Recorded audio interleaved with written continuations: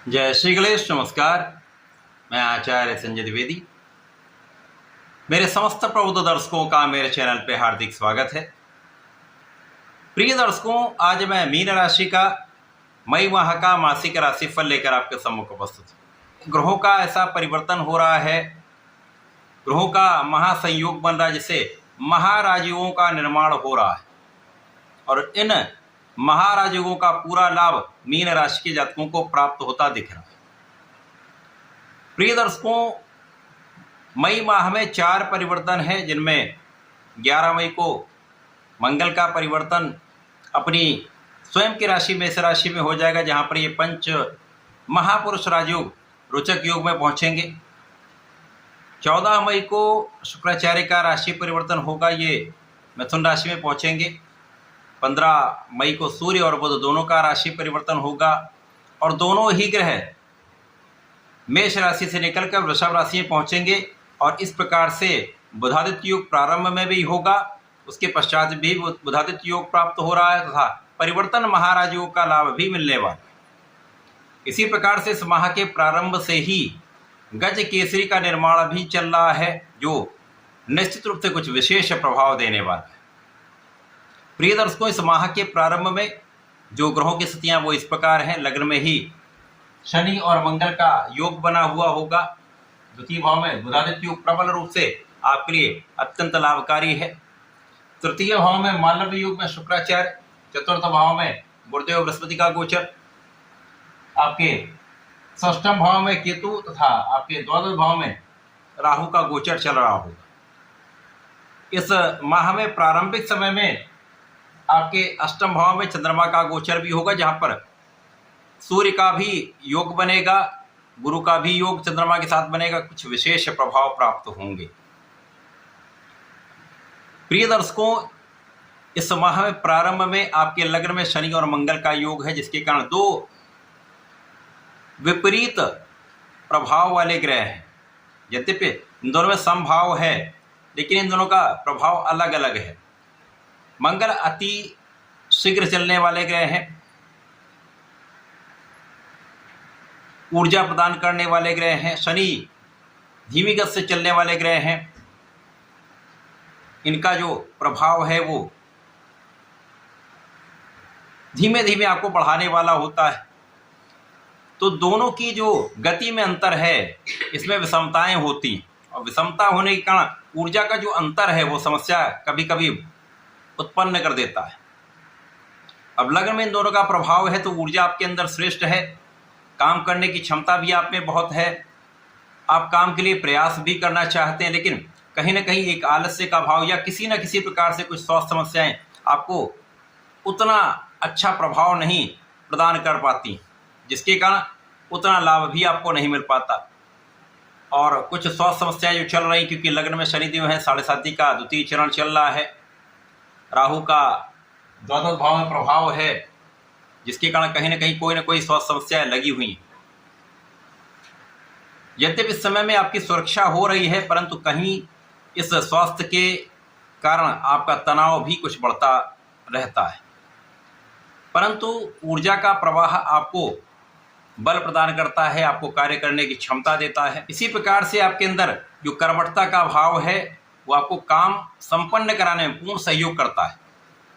इसी प्रकार से इस माह में प्रारंभ से ही बुधादित्य योग का प्रभाव आपके द्वितीय भाव में है, धन परिवार का भाव है। यहाँ पर आपको धन का विशेष लाभ प्राप्त होता दिख रहा है। बड़े धन का आगमन आपके पास होगा, धन का आप अच्छा उपयोग भी कर पाएंगे, धन का आप संचय भी कर पाएंगे तथा इस समय आपकी वाणी भी पहले से अच्छी रहने वाली है और वाणी की चतुरता से, आपके नेतृत्व की क्षमता से आप अपने कार्यक्षेत्र में पहले से अधिक लाभ भी लेने वाले। भाई बहनों का सहयोग मिलता है, भाई बहनों की ओर से विशेष लाभ आपको प्राप्त होता है। विशेष रूप से बहनों से आपको पूर्ण सहयोग मिलता है, घर की महिलाओं से पूर्ण सहयोग मिलता है तथा भाग्य आपका संपूर्ण रूप से आपके साथ में रहने वाला है। और जब आपका भाग्य साथ होता तो समस्याएं कम से कम होती। अवरोध आते हैं लेकिन उनका निराकरण होता है, समस्याएं आती उनका हल हो जाता है।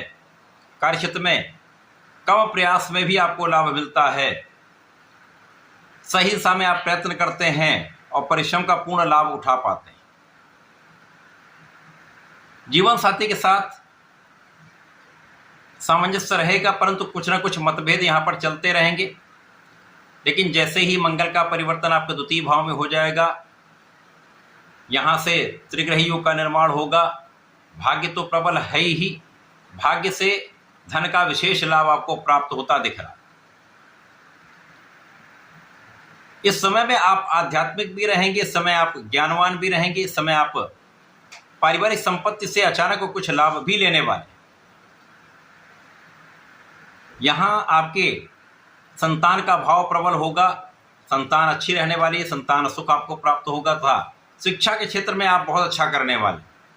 ज्ञान शिक्षा के क्षेत्र में आपका प्रभाव बढ़ेगा तथा अच्छे परिणामों की प्राप्ति का योग बन रहा है।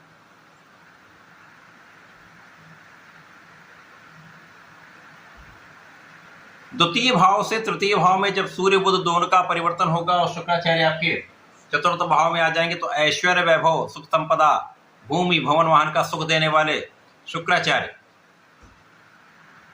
ऐश्वर्य वैभव सुख संपदा के भाव में ही गोचर करेंगे। गुरु के साथ इनका महायोग बन जाएगा, तो आप बुद्धिमान भी हैं, ज्ञानवान भी हैं। अब यहाँ पर आपका ऐश्वर्य वैभव सुख संपदा में भी वृद्धि हो रही है, यहाँ पर सुखों का पूर्ण लाभ भी लेने वाले हैं तथा आपका जो प्रभाव है वो आपके क्षेत्र में विशेष रूप से अत्यंत प्रबल हो जाए। मान सम्मान में प्राप्ति का योग बन रहा है, पिता का भी सहयोग मिलता है, भाग्य का भी सहयोग मिलता है। सरकारी नौकरी में है तो वहाँ पर प्रशासनिक सेवाओं से, शासन प्रशासन से, राजनीति से एक अच्छा लाभ होता दिख रहा है। अब यहाँ पर जो गुरु का प्रभाव अकेले का था, स्थान हानि का प्रभाव समाप्त हो जाए तो गुरु अत्यंत प्रबल रूप से आपको लाभ देने लगेंगे, तो कार्य क्षेत्र में विशेष रूप से उन्नति हो जाती है, व्यापार में विस्तार हो जाता है, प्रोफेशन में नए नए अवसर मिलते हैं, कला क्षेत्र में विशेष रूप से आप जाने पहचाने और आपका प्रभाव बढ़ता है, देश विदेश से अच्छा लाभ आपको प्राप्त होता है। परिवार में भी सहयोग मिलेगा, पारिवारिक सुख भी मिलेगा, पिता माता का पूर्ण आशीर्वाद आपको प्राप्त होता है।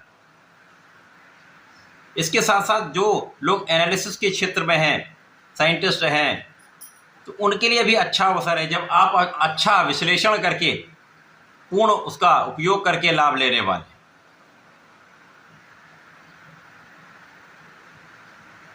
यहाँ कुछ व्यय आप बढ़ाने वाले हैं, कुछ व्यय बढ़ सकता है, लेकिन व्यय आप अपने सुख संसाधन में करने वाले हैं। आप अपने सुख संसाधन को बढ़ाने में कुछ व्यय कर सकते हैं, कुछ व्यय आप अपने ऋण को समाप्त करने में कर सकते हैं। तो कुल मिलाकर ये वहाँ आपके लिए अच्छा है, कहीं पर कोई बड़ी समस्या का योग नहीं है।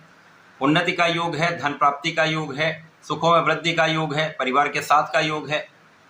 तो इस माह में आपको नियमित रूप से भगवान गणपति की आराधना करनी चाहिए, ओम गंगणपतये नमः का जप करना चाहिए था ओम नमो भगवते वासुदेवाय का जप करेंगे, विशेष लाभ मिलेंगे तथा यदि विष्णु सहस्त्रनाम का पाठ करते हैं या सुन लेते हैं तो इस समय का सदुपयोग करके आप लाभ ले पाएं। ऐसा करके इसका उपयोग करें। धन्यवाद, नमस्कार।